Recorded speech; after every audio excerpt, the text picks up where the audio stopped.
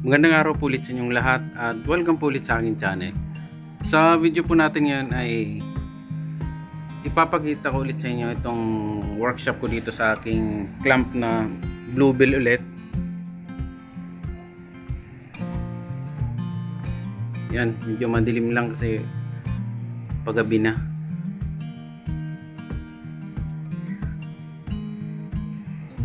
Yan.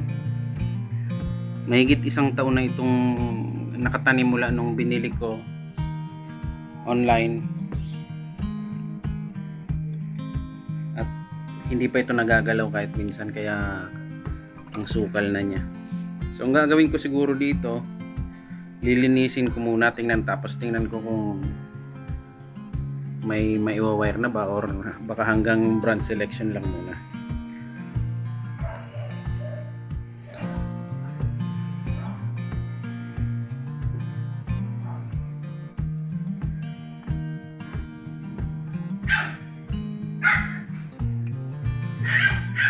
So ayan po, inalis ko yung ilang mga sanga dito sa base para lang sa bayad bandang nakaharap sa akin para lang makita yung tsura. Ayan.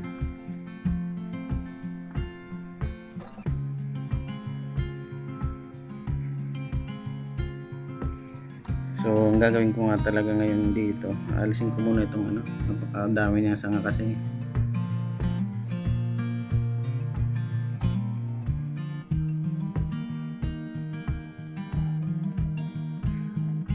Ayan po, inabot na tayo ng alas 9 ng gabi. Kakalinis nito. Ayan po lahat yung yung nakuha kong sanga.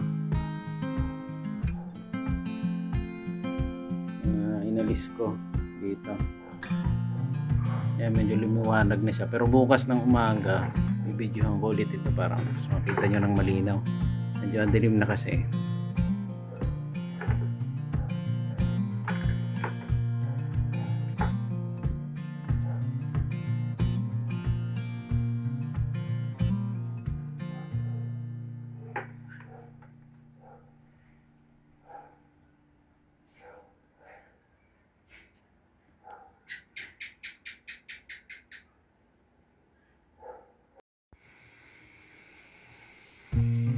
So ito na po yung finished product nung workshop ko kagabi.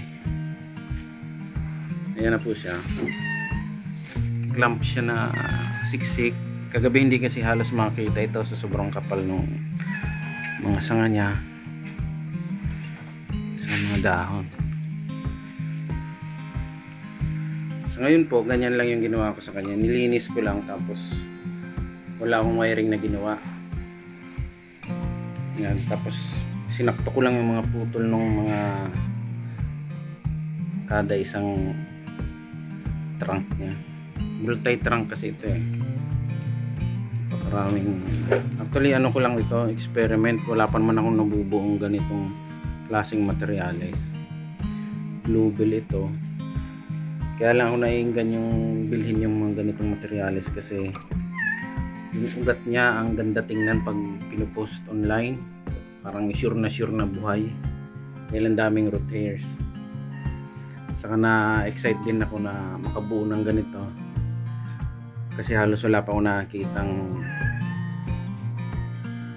nagpo-post ng ganitong klaseng materyales na siksik ang mga trunk. So sana mapaganda ko to.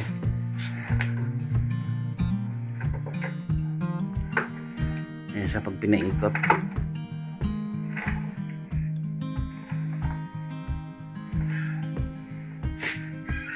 yun pa yung kamay ko. Ka-idea ko yung gaano kalaki.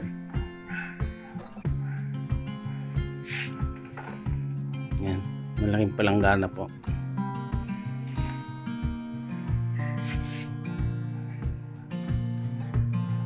So halos ganito na rin naman yung pinaplano kong nito, taas niya.